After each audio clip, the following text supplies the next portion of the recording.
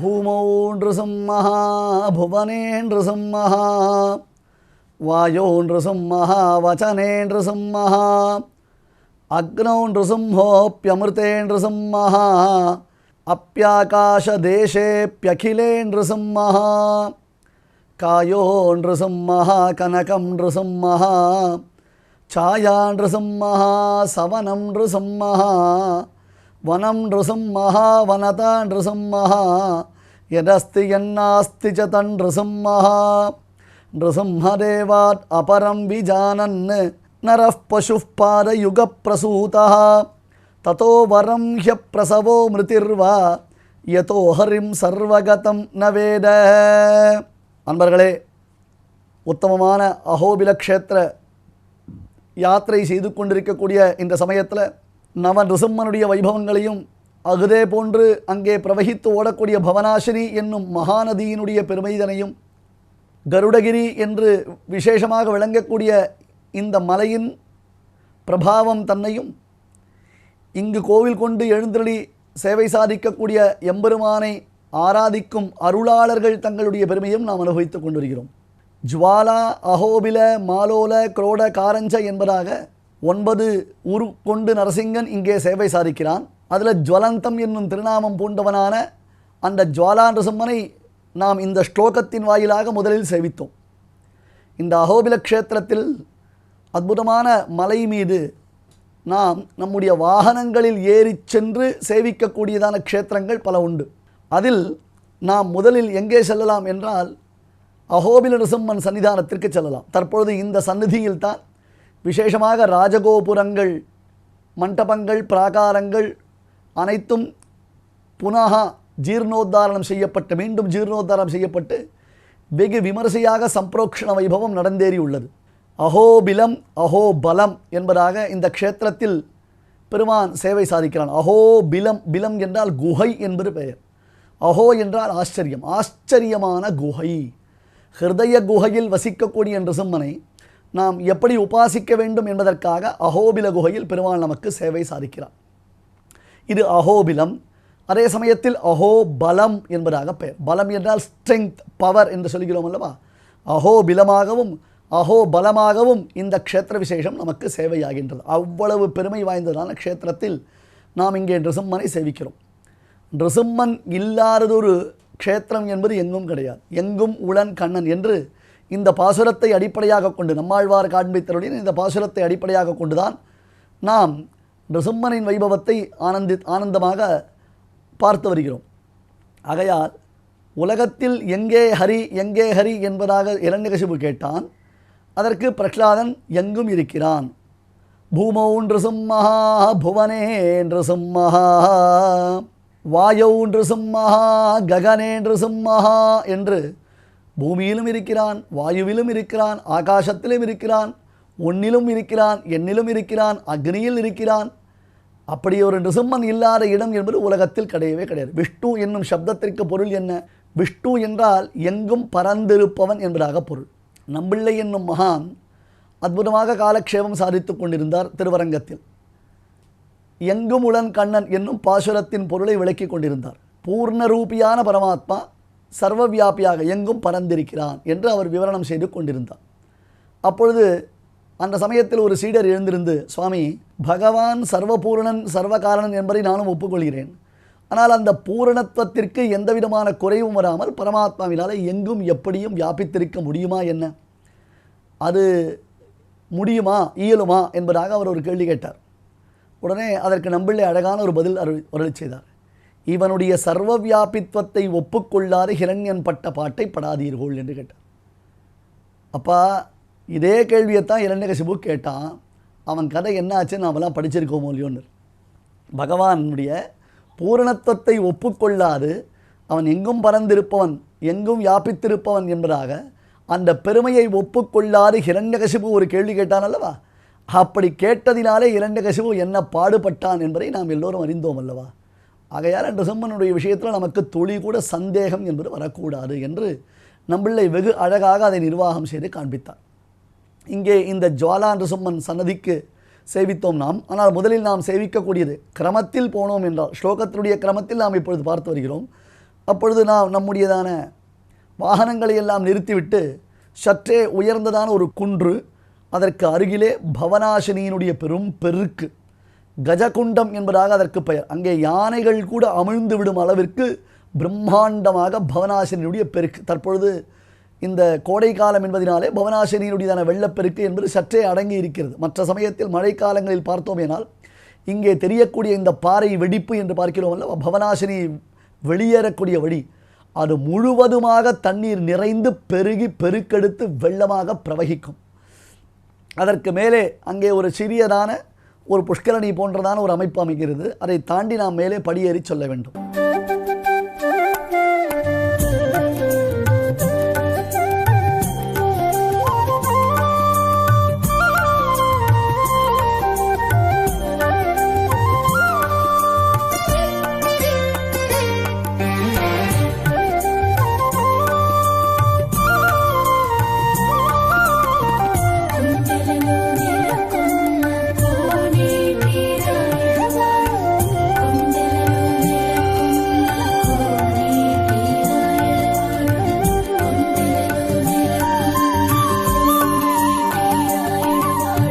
பிரபத்யேதம் கிரிம் பிராயः ஸ்ரீநிருசிம்மானுகம்பயா இக்ஷுசாரஸ்ரவந்தே வயன்முகூர்த்தியா சர்க்கராயிதம். திருவேங்கடமாமலைக்கு சுவாமி ஸ்ரீ வேதாந்த ரிஷிகன் தயாசதகத்தில் அருளிச் செய்த ஸ்லோகத்தை சற்றே ரீமிக்ஸ் செய்து இங்கே நிருசிம்மன் விஷயமாக நாம் அனுசந்திக்கலாம்.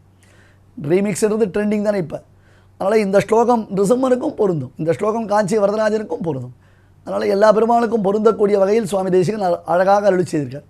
பிரபத்யேதம் கிரிம் பிராயः, முதல்ல மலையை சேவிப்போம். ஸ்ரீ நிருசிம்மானுகம்பயா, நரசிம்மனுடைய கருணையை அப்படியே மலையாக உருவெடுத்து வந்திருக்கிறது. நிருசிம்மனுடைய கருணை தான் இங்கே மலையாக நமக்கு சேவை சாதிக்கிறது. எப்படி? அழகாக கரும்பை பிழிந்து அதிலிருந்து வரக்கூடிய சாற்றை நன்கு காய்ச்சி அதை இறுகி கற்கண்டு கட்டியாக்கி வைத்தால் எவ்வளவு இனிப்பாக இருக்கும். அதுபோன்று இந்த மலை இருக்கிறது. அஹோபில க்ஷேத்திரம் என்னும் மலை நமக்கு கற்கண்டு கட்டியாக இனிக்கிறது என்று வர்ணிக்கிறார். மேலே ஏன் சென்றோமேனால் அங்கே அழகியதான ஒரு ராஜகோபுரத்தை நாம் பார்க்கலாம்.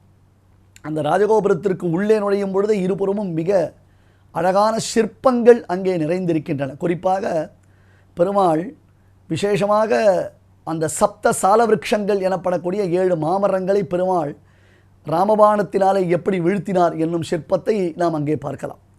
அதுபோன்று தேவர்களும் அசுரர்களும் பார்க்கடலை கடைந்த பொழுது வாலியும் சுக்ரீவனும் அதில் எப்படி பங்கெடுத்து கொண்டார்கள் என்னும் அபூர்வமான பல சிற்பங்களை பார்க்கலாம்.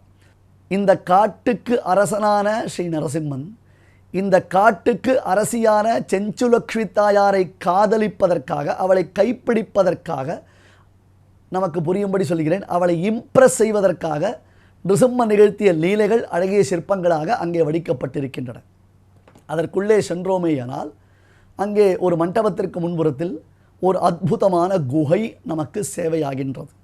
ஆச்சரியமான குகை. எப்படி நாம் ஜுவாலா நிருசிம்மனை சேவித்தோமோ அதே போன்று தான் இங்கேயும் அஹோபில நிருசிம்மனை சேவிக்கிறோம். சாலக்கிராம திருமேனி. இங்கே இந்த க்ஷேத்திரம் முழுவதும் ஸ்வயம் வியக்த க்ஷேத்திரம் என்று பெருமை பெற்றது. ஸ்வயம் வியக்தம் என்றால் என்ன? தானே தோன்றியது என்பதாக பெயர். ஸ்ரீரங்கம், அஹோபிலம், நைமிஷாரண்யம், ஸ்ரீமுஷ்டம், தோயாத்ரி என்னும் வானமாமலை, பதரிகாசிரமம், இது முதலான க்ஷேத்திரங்களை புராணங்கள் ஸ்வயம் வியக்தம் என்று வர்ணிக்கின்றன. அங்கே பெருமாள் தானே ஆவிர்பவித்தான். நம்முடைய இல்லங்களில் சாலக்கிராம ரூபனான பெருமாளை வைத்து நாம் ஆராதித்து கொண்டிருக்கிறோம். சாஸ்திரங்கள் கூறுகின்றன, 12 சாலக்கிராமங்கள் எவருடைய இல்லத்தில் வைத்து பூஜிக்கப்படுகிறதோ அந்த இல்லம் என்பதே ஒரு திவ்ய தேசம் என்று சொல்லுகிறது. ஒரு திவ்ய தேசத்திற்கு சென்று தான் பெருமாளை சேவிக்க வேண்டும் என்ற அவசியமில்லை. 12 சாலக்கிராமங்கள் எங்கு ஆராதிக்கப்படுகின்றனரோ அங்கேயே அந்த க்ஷேத்திரமே திவ்ய தேசம் என்று வர்ணிக்கின்றார். இப்பொழுது அந்த சாலக்கிராம மூர்த்தியாகவே பெருமான் நிருசிம்மன் சேவை சாதிக்கிறான் என்றால் அது எவ்வளவு விசேஷமானது.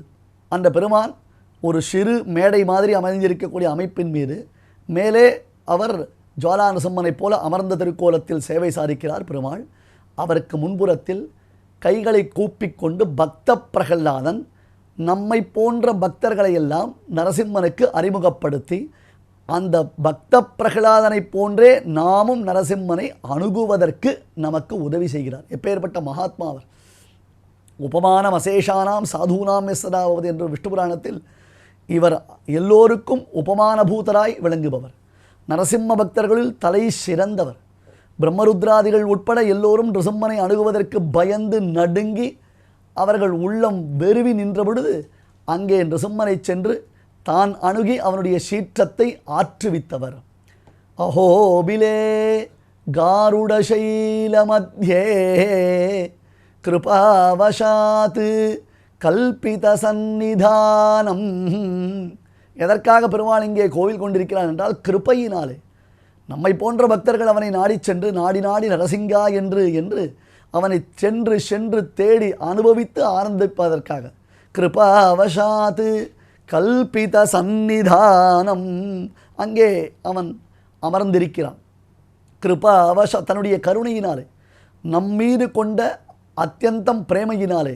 எப்படி லக்ஷ்மியா அசமாலிங்கித அடுத்தது பார்க்க போகிறோம். மாலோல லக்ஷ்மி நரசிம்மனுடைய பெருமையை சொல்லும் பொழுது கஷ்யப பிரஜாபதியினுடைய நியமனத்தின் பேரில் கருடன் இங்கே வந்து தவம் செய்தான். அப்படி அவன் தவம் செய்த பொழுது அவனுடைய தவத்திற்கு இணங்கி பெருமாள் இங்கே அவனுக்கு காட்சி கொடுத்தார். மகரிஷிகள் எல்லோரும் நாரதரிடத்தில் இந்த அஹோபில க்ஷேத்திர மகாத்மியத்தை உரைக்கும்படி பிரார்த்திக்கின்றனர். நாரதரும் அஹோபில க்ஷேத்திர மகாத்மியத்தை சொல்லிக் கொண்டிருக்கிறார். கருடனுக்கு பெருமாள் பிரத்யட்சமானார், கருடன் தவம் செய்தான் என்றவுடன் மகரிஷிகளுக்கு ஒரு சந்தேகம் ஏற்பட்டது. சுவாமி, கருடன் என்பவர் நித்திய சூரியாயிற்றே, அனந்தன், கருடன், விஸ்வக்சேனன் இவர்களை நாம் நித்திய சூரிகளாக பார்க்கிறோமே, அவர்கள் ஏன் இங்கே வந்து தவம் செய்கிறார்கள்? அவர்களுக்கு நம்மை போன்றதான கர்ம சம்பந்தம் உண்டா என்னும் ஒரு கேள்வி உண்டாகிறது. அதற்கு நாரதர் வெகு அழகாக சிரித்து கொண்டே பதில் சொன்னார். எப்படி ராமாவதாரத்தில் ராமபிரான் சீதையை தொலைத்ததாக தேடிக்கொண்டிருந்தானோ, எப்படி ராமாவதாரத்தில் பெருமாள் அந்த சீதையை தொலைத்ததினாலே அழுதானோ, அதுவே போன்று கிருஷ்ணாவதாரத்தில் பல லீலைகளை செய்தானோ, அதே போன்றுதான் அவனுடைய நியமனத்தினாலே நித்தியசூரிகள் கூட அவ்வப்பொழுது அவர்களும் அவதரித்து லீலா வினோதங்களை செய்து நம்மை போன்ற சாமானியர்கள் பகவத் கிருபையை பெறுவதற்கு உரியதான அற்புதமான அவதாரங்களை செய்கிறார்கள் என்று நாரதர் இந்த சூக்ஷ்மத்தை அங்கே உரைத்தருளினார். ஆகையால் கஷ்யபருடைய நியமனத்திற்கு இணங்கி கருடன் இங்கே தவம் செய்தான். அதற்கு முன்பாக வேதங்கள் இங்கே தவம் செய்தன.